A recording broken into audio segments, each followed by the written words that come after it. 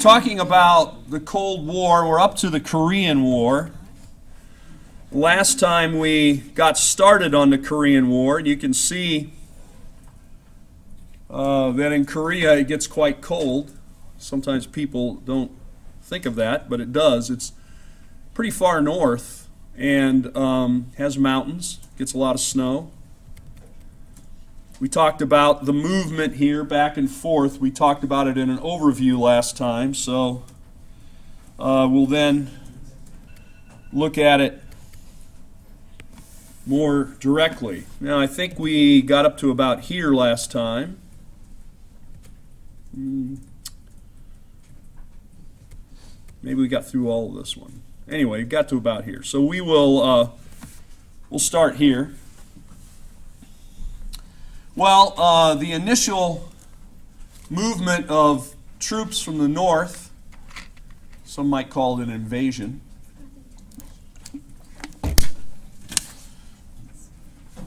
will of course catch them in the south off guard.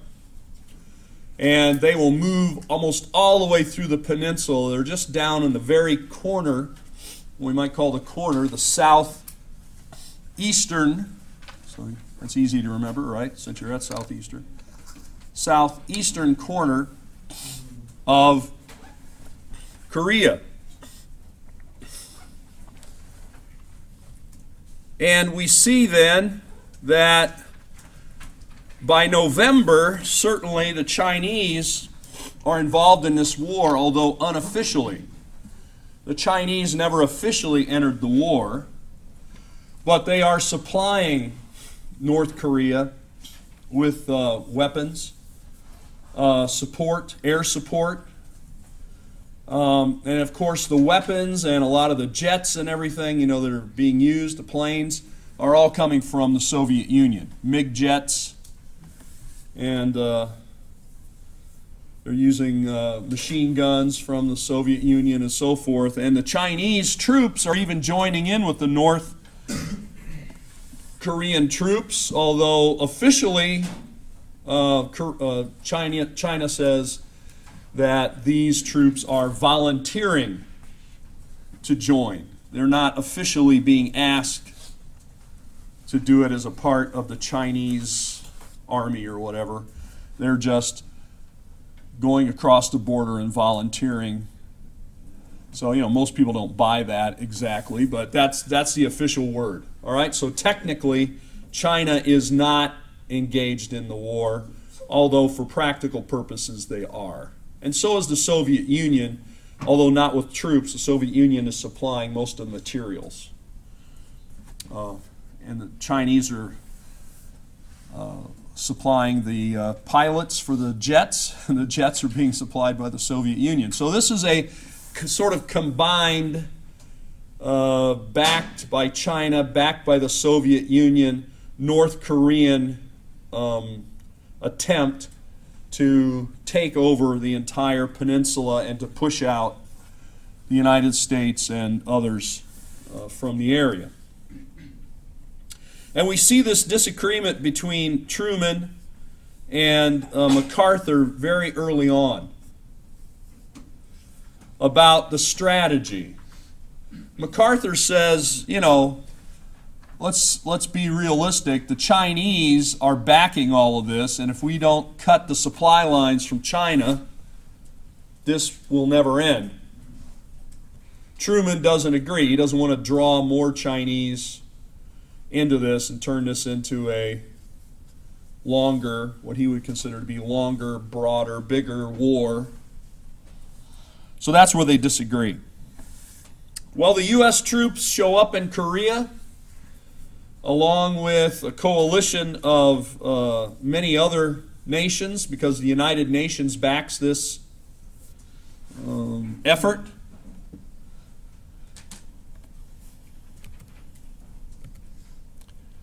And so, again, I've got a couple of maps here just to, I had the one map that tried to show it all in one map, which is kind of hard to do. So this will be a series of maps that I think will make it clearer.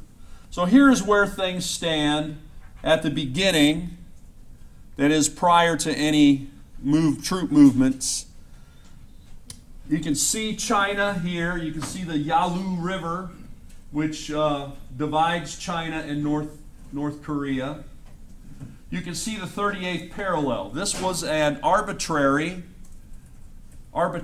decided, I won't say it's arbitrary afterwards, but it's arbitrarily decided to use the 38th parallel because it roughly bisects the peninsula, as you can see, giving each side roughly the same amount of territory. So they just put it right on that parallel on the globe and decided that. Yes? Was there no border before the war? There wasn't a border before. The history of Korea is interesting because Korea has been divided and controlled for a long, long time. And there are areas to the north. The north had always been somewhat to itself, and there have been at least 2 or 3 kingdoms back when it was kingdoms. There were 3 kingdoms. There was 1 in the north and 2 in the south. So to say there was a border, historically, there were divisions in Korea. It wasn't all unified. And China has had control of the Korean Peninsula, or did have control of it historically, a long time in the past, and most recently here now Japan. And Japan had invaded the Korean Peninsula more than once. So on this occasion, prior to World War II, actually for about 40 or 45 years, the Japanese had controlled the peninsula. So you have a very definite border to the north. And then there's a lot of mountains, more mountains in the north. So there was never like one president or dictator or whatever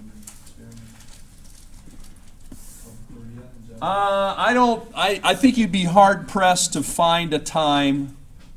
I won't say it, I'd have to really research it, but you'd have to go back an awful long time to say you have one ruler of all of Korea who wasn't, say, an outside force like the Japanese or the Chinese. And they do have they do have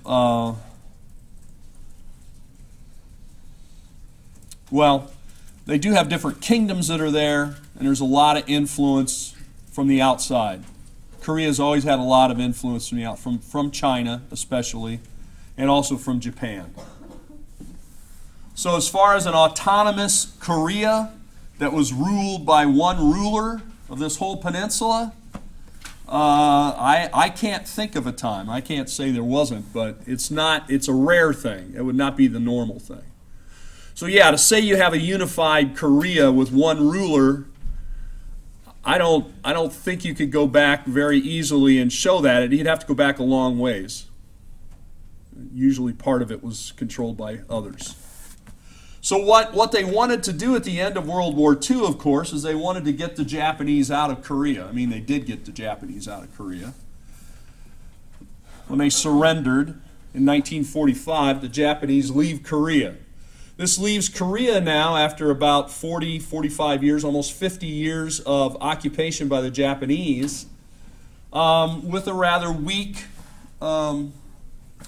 situation for them as far as their economy, their defense. They haven't had a government like we're talking about here, especially a democratic government. So the goal here for the West, the United States and others, is to set up a democratic government, a democracy where people would vote in a leader. And the idea was it would all be one country. The whole peninsula would be Korea, and it would have a unified government, and that government would be decided by the people. That was the goal, certainly for the West.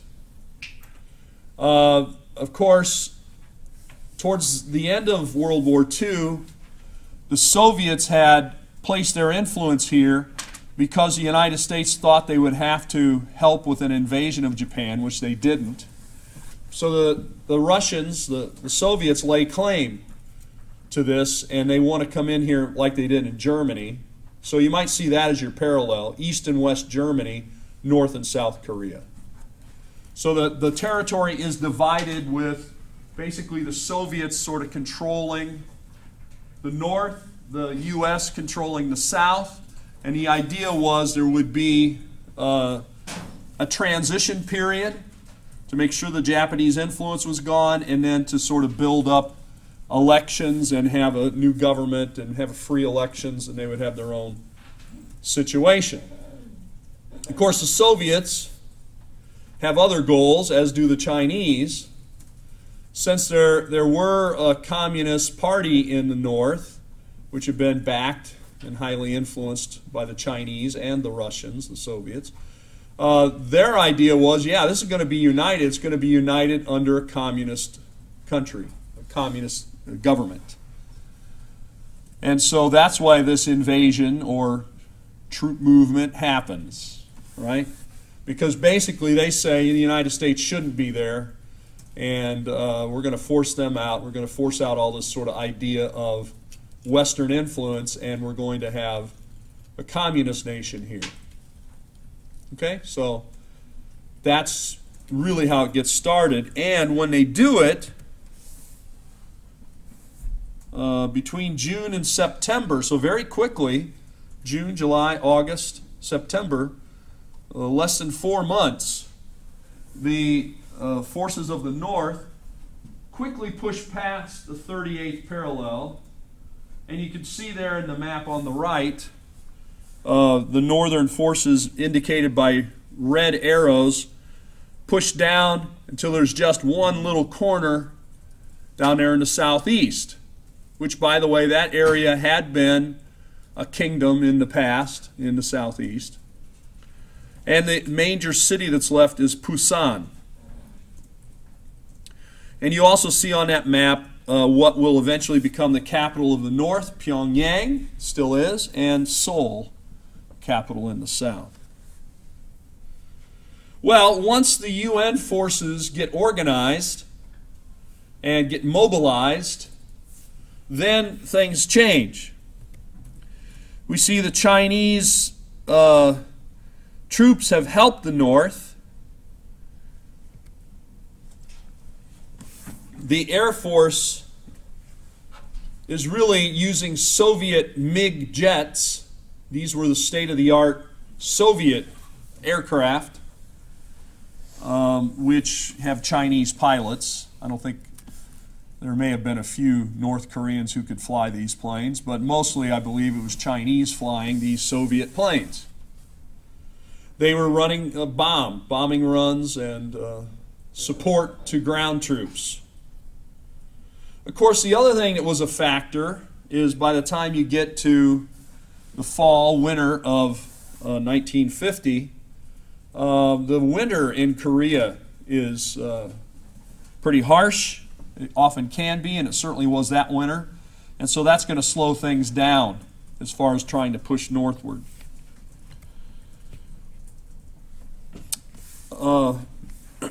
MacArthur, of course, who you see pictured here, you can probably see by his picture even, he looks like a guy that doesn't take much nonsense, right?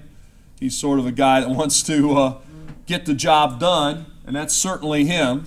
So this pose, I think, shows his kind of disposition, his character, that he is a person that wants to get the job done. So he's not a politician. He is a general. In fact, I think he was a 5-star general, right? One of the only 5-star generals. Very, very few 5-star generals. So, and he had, he'd been in the Pacific area for years, in Japan, in the Philippines, and so forth. So, here he is, and he's well known, well respected by the troops, by pretty much everybody in the United States, knew him and respected him. Well, he wanted to move against the Chinese because the Chinese have troops in this war, even though officially the Chinese have not joined the war. In other words, the Chinese never declared war or said we are officially in this conflict or war, but their troops are.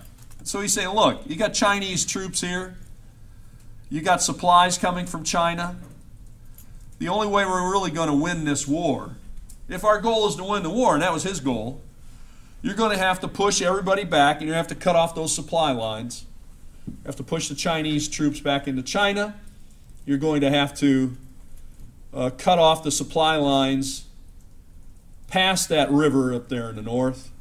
So we're going to have to make bombing runs into China. We're probably going to even have to move ground troops into China along that river to take out air bases or to take out supply lines. It was not, he was not saying that we should declare war on China and try to take it over, but he's saying the only way to win this war is to cut off the supplies. Well, when he publicly announces that he disagrees with the president's procedure, right? And he does. He's not a bashful guy. He says, basically, you want to win this war, this is what we need to do. And so he, when the president wants to do something else, he just kind of uses his influence, I guess you might say, to say, look, this is not the right decision. And of course, generals aren't supposed to say that about a president's plans, right? Because technically, the president is the commander-in-chief of the military. So if you're saying that, you are disobeying your superior. So in a very controversial move, Truman removes MacArthur from the military. He fires him. He's no longer a general. In April of 1951, MacArthur had succeeded in moving things back pretty close to the 38th parallel. But, of course, they had moved all the way up to the Chinese borders, I showed you before, and then got pushed back, pretty much back pretty close to the 38th parallel. And, and that's pretty much then where it ends. We will see that in July of 1953, then the war lasts from June of 1950 roughly to the end of July, August of 1953. A truce is established. There is no peace. Still, technically, North and South Korea are at war. The United States is technically never signed a peace agreement with the North. There are still U.S. troops patrolling that ceasefire line, sometimes called a no man's land, where people cannot enter, and it's watched on both sides. Well, let's take a look at it on the maps again. Once the UN forces under the command of MacArthur get organized, they launched an amphibious assault on Inshan. So they're pushing from this corner, but they're also going up to about the middle and pushing in here. And then they begin to push back the forces almost all the way out of the Korean Peninsula. You see those red territories in the north, right along that river, which was the Chinese border. And the only way to finish that war, as MacArthur would say, is if we attack the supply lines of this area. Okay, so basically, a lot of movement in this war. It's amazing. There's a lot of movement in a short amount of time. The one force pushes all the way to the south, the other pushes all the way to the north. And then what happens is, since the U.S. does not take out those supply lines, Chinese and North Korean troops push back, cut off the UN forces so that some of them have to be evacuated to the south, past Seoul, and then eventually there will be a push back up close to that 38th parallel. So there's a whole lot of movement here. We're not going to go through all the battles. But basically, I think the thing to note here is the involvement of China and the Soviet Union in this war. This is definitely a Cold War scenario because Russian troops are never involved. U.S. troops are involved. Chinese troops are involved, but technically not fighting China.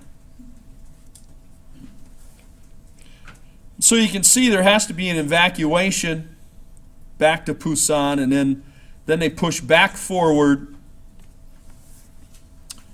And then this is where it ends. So this is the final line, end of July 1953. You can see in the center here, this is the 38th parallel. And here you can see the ceasefire line, armistice line. So we did all this fighting. A lot of people died. Spent a lot of weapons and, so forth. And I guess you could say the North Koreans got a little bit of territory here. The South Koreans got a little bit of territory there. I don't know. It's pretty much even as far as territory goes. And that's where it sits today. And that's still where it is today.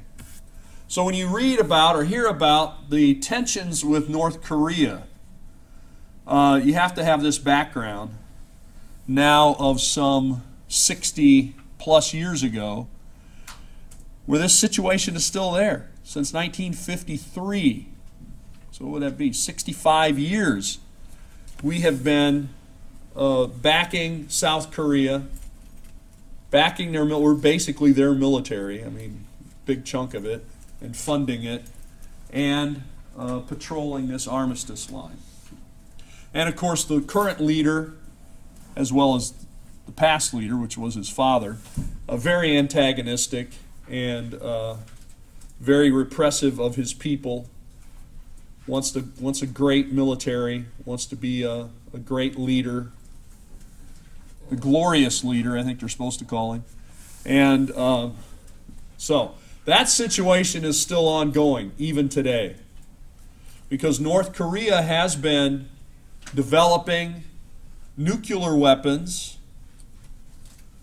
Most people believe they have nuclear capability. And they've been strongly developing long-range missiles, short-range and now long-range.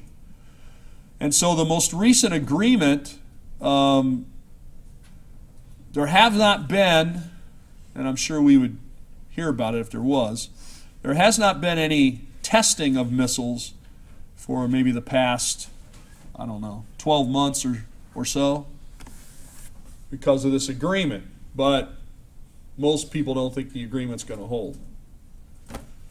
So, but it is serious. It's a very serious situation, certainly for places like Japan and the Philippines and so forth. But as these long-range missiles are perfected, areas in Alaska, areas along the west coast, certainly places like Samoa and Guam and Hawaii could become targets for these long-range missiles. So I suspect you'll be hearing more about Korea in the future if you're paying any attention at all. So now you have at least some background, right? All right, so now we see that China and the Soviet Union are buddies, right? The Soviets have been helping the Chinese. They're both communists.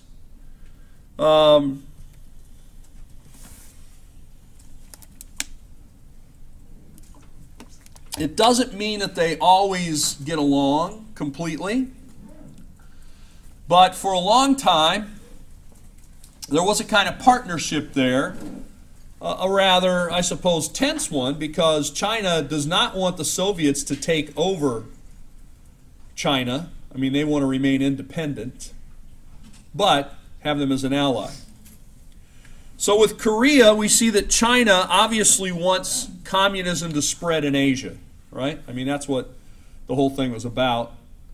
The communist North trying to take over the whole peninsula. China is definitely backing that with troops and military supplies.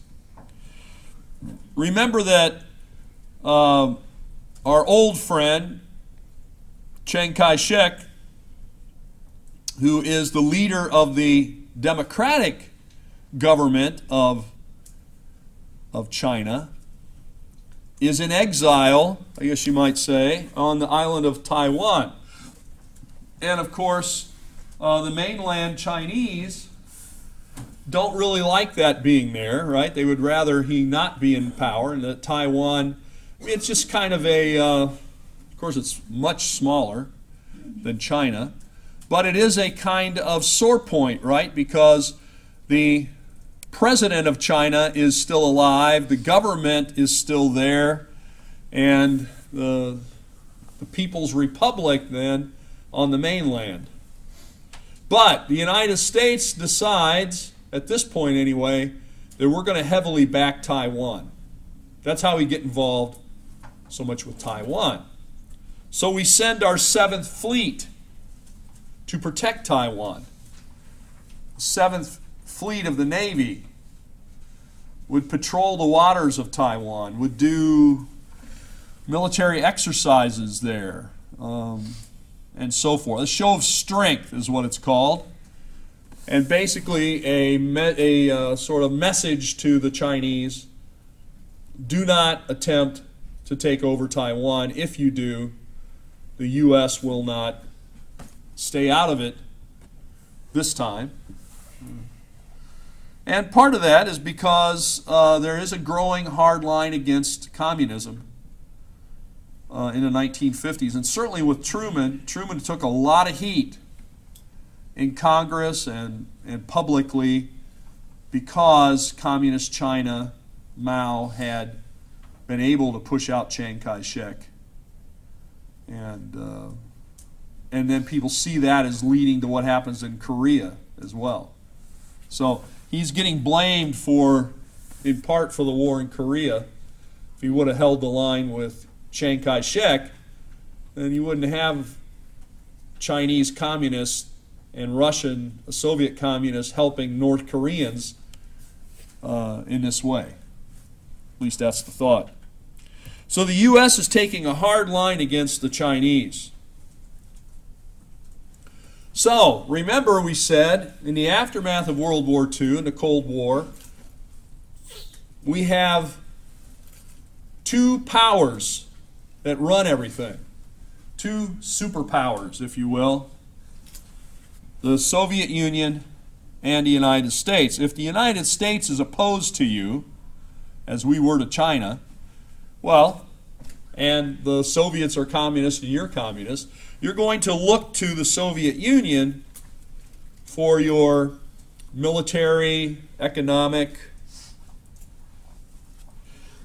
excuse me, and technological assistance. This officially gets formed in 1950 with what's called the Pact of Friendship. Okay? So, there will be a lot of sharing of military, like MiG jets. The Soviets are much advanced in that kind of technology, military technology. They're going to sell that stuff, provide that stuff to the Chinese. All right, let's move now back to Europe.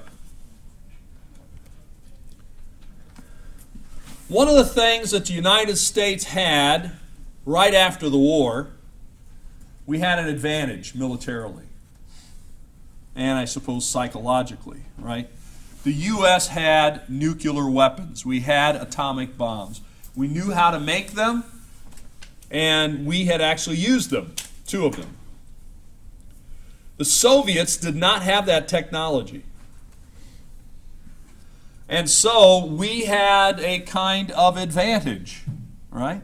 I would say a major advantage, that if the Soviets ever really got out of line, or if anything ever really went bad for the United States, we could use another atomic weapon, and no one else in the world had it.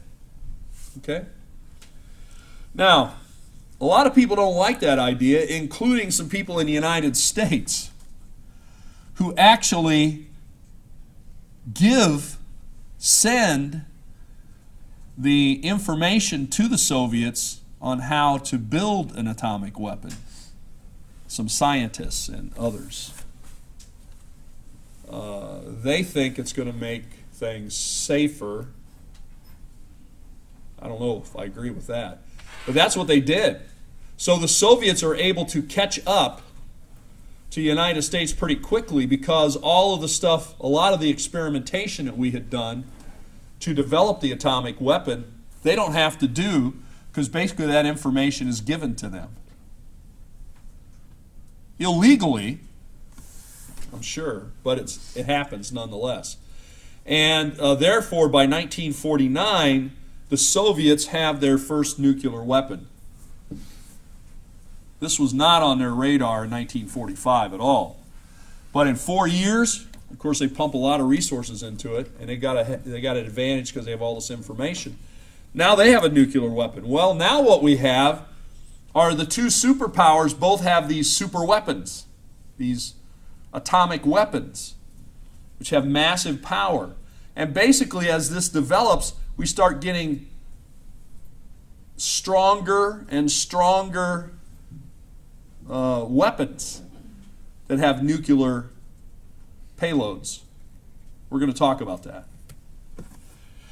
Well, this is when a nuclear standoff begins.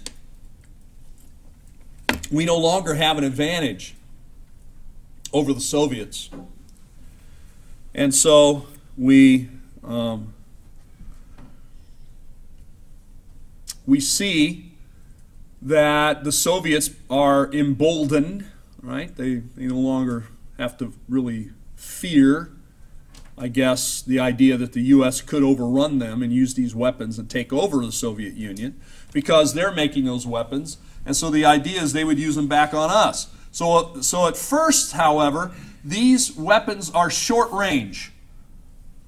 That is, if we wanted to use one, like say we did at the end of World War II, we had to actually make a physical bomb that we loaded onto a plane, and then we have to fly that plane in a very special way so it doesn't get caught in the explosion, and drop that. So basically the plane had to fly, and then what it started to do is go into a steep incline to try to get a lot of elevation.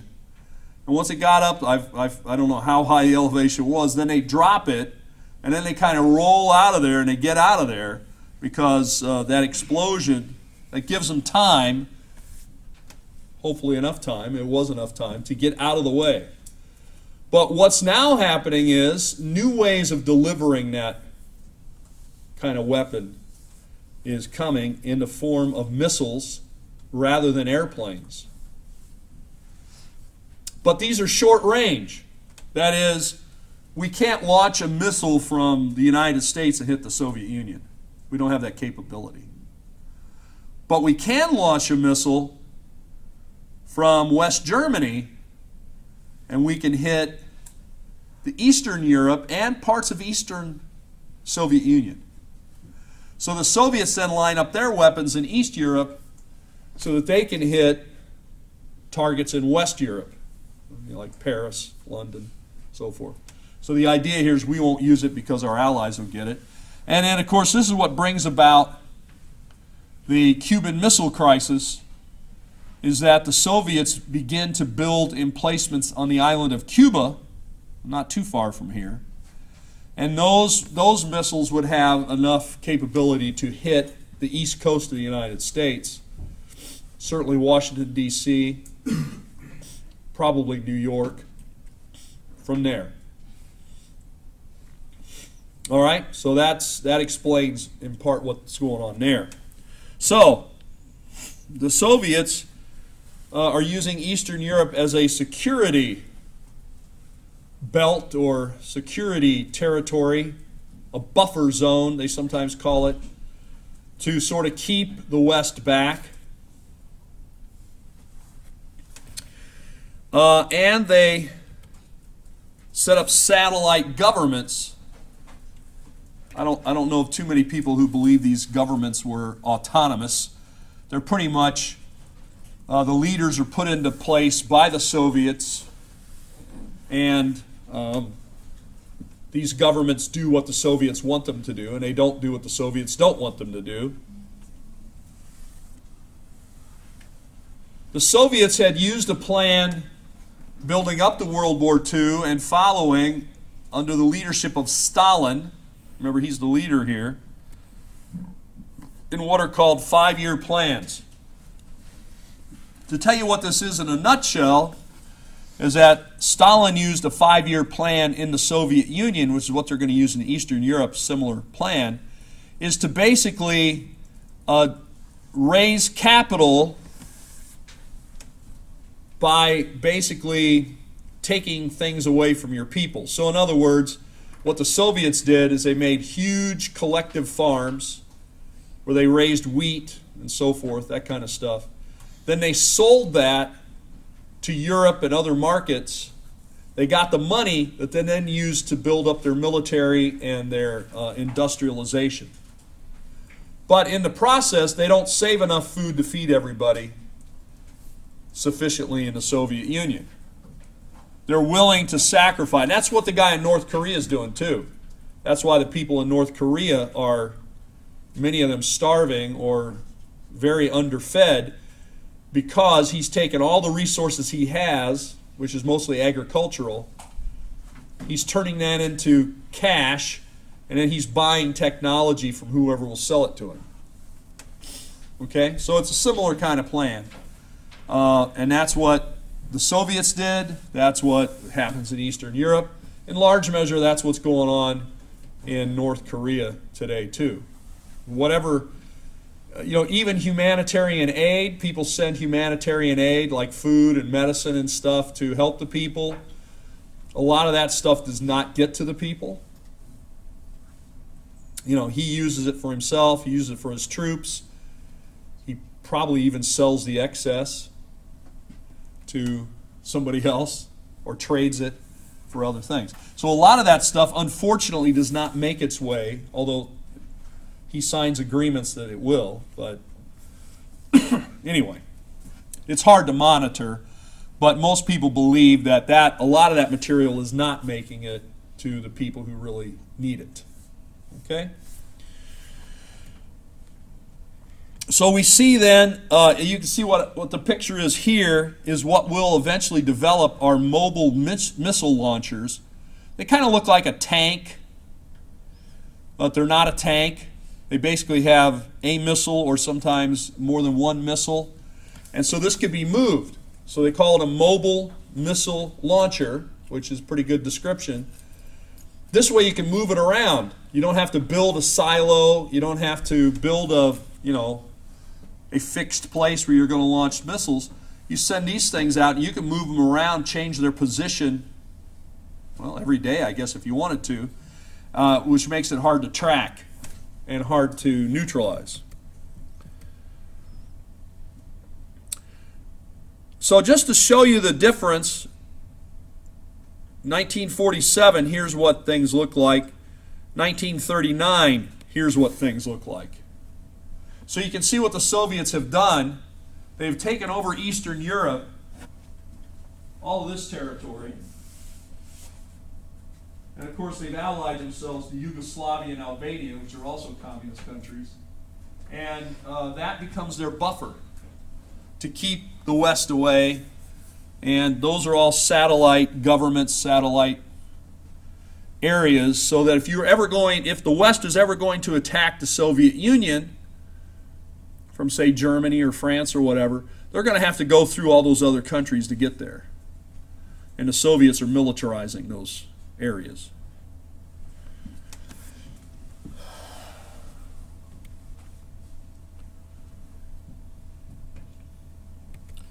Well, let's go back to Asia now.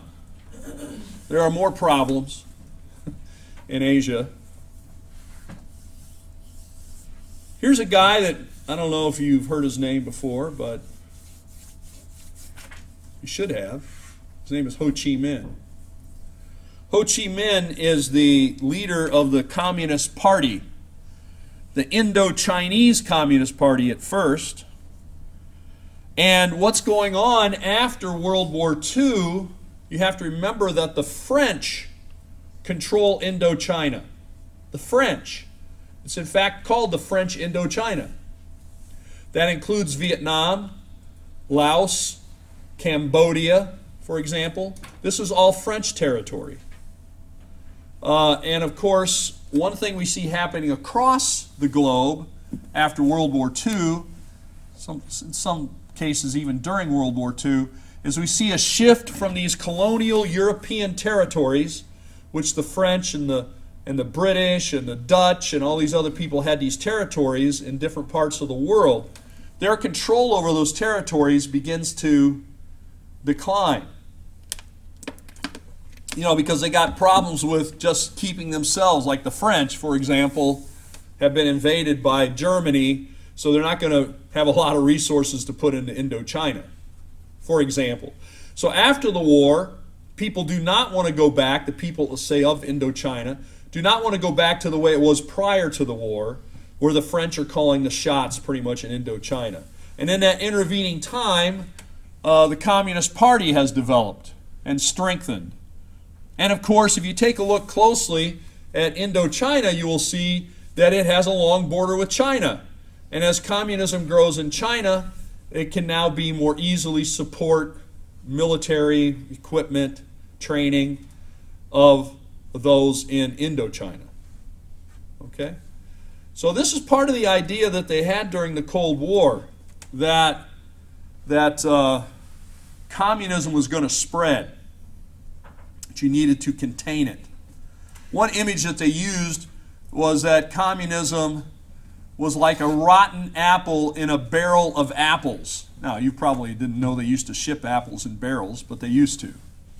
But if you have apples at home, let's say you get even a bag at the store of apples, right? Say 12 apples or whatever, a dozen apples in a bag.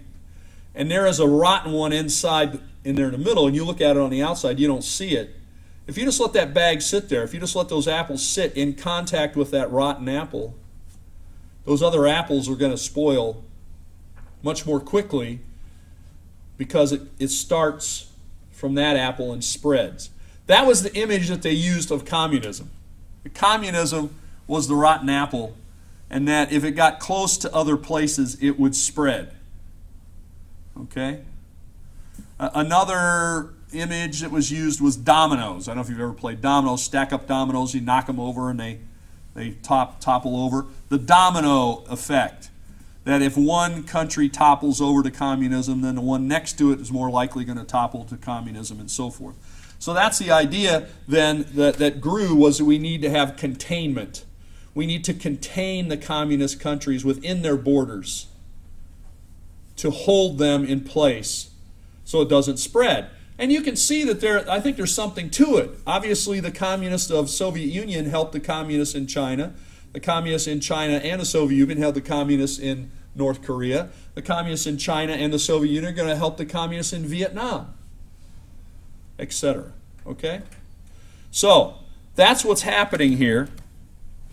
And so what we see then is that after the war, there's an independence movement in Indochina. Basically, the French want out. The French are not having any success there, and they are successfully able to get the United States involved to sort of take their place. So how do we end up in Vietnam? How do we end up in Indochina, is what it used to be called? The United States had no territory there. It had no history there. But since we're the superpower, and since we're the West, and since we want to try to contain communism, when the French say, look, we can't handle this, we need your help, the U.S. sends in first military advisors and then eventually troops. As the French pull out, we move in. That's how we get involved in this war. So it's a part of the Cold War. Vietnam is a part of the Cold War, as Korea was. So France asks for help. Of course, the United States wants Indochina, which would be later the countries known as Laos, Cambodia, and Vietnam, again, to be free countries, to have democracy, not communism. And so we begin to help.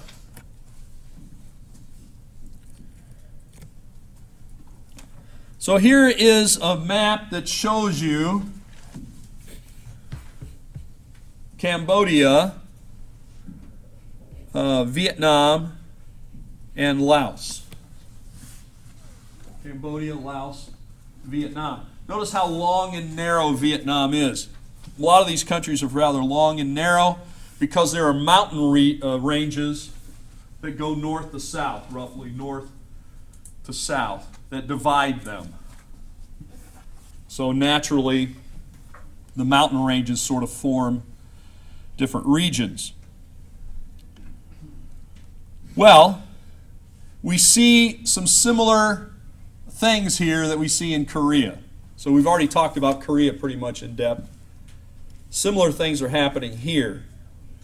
Communist Party is strong in the north, closest to China. I don't think any surprise there. They're getting training, they're getting equipment, they're getting money from China to back the Communist Party. In the south, therefore, the U.S.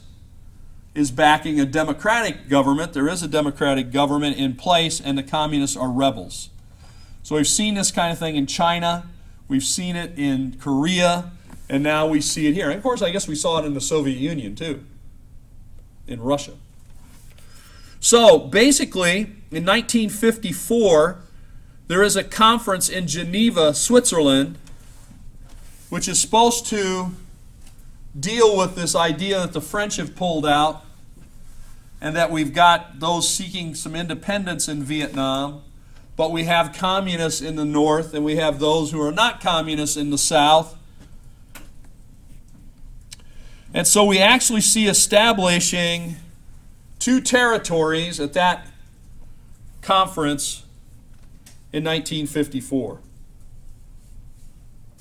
forming the Communist North Korea, or North Vietnam, and the Democratic Republic of Vietnam in the south. So they call it Democratic Republic of Vietnam, which is really North Vietnam, which is communist, and the Republic of Vietnam, the RVN, in the south. Now what was supposed to happen, which ought to sound familiar to you, is that these two entities were supposed to have meetings and conferences, and they're supposed to work things out within 2 years, that they would be unified with one government. By the way, that didn't happen, right? There is one government in Vietnam today, and it's communist. Spoiler alert, we're just jumping to the end, but we will talk about the Vietnam War that happens in between. But it's basically like in Korea, communists in the north, democratic government in the south, the U.S. supports the south, the Chinese and the Russians support the north. And it's a lot of Chinese support, but also, again, a lot of the weaponry is coming from the Soviet Union. So again, another Cold War or conflict, or whatever you want to call it, the Vietnam War, is a prime example of this. And of course, part of the problem was for the U.S., it's hard, it's difficult to identify who is on your side. Because there are people in the South who are sympathetic to the Communist Party in the North. And some of them just don't like the idea that the United States or anybody's there. It's not there's so maybe some of them are communist, some of them are not maybe that communist, but they just don't want any Western power there. We got rid of the French, now we got the U.S. We want them all out of here. Okay, so it's a kind of independence, nationalistic movement, as well as a communistic movement. And, of course, a lot of these people are not wearing uniforms. And they are resorting to I think what we call today IEDs, improvised explosive devices. But not all of them were explosive. They were booby traps. Things like dig a pit, put sharpened bamboo in the bottom of the pit, cover up the pit with little branches that will break. When the soldier walks through, drops into the pit, the bamboo, I mean, this is a low-tech thing, but every step you're taking then in the jungle, every step you're taking in that forest, you got to be careful. Sometimes there's lines, sometimes there's landmines. They're building tunnels. It was a very difficult situation. Well, I have to end it there. I know I never let you out early, but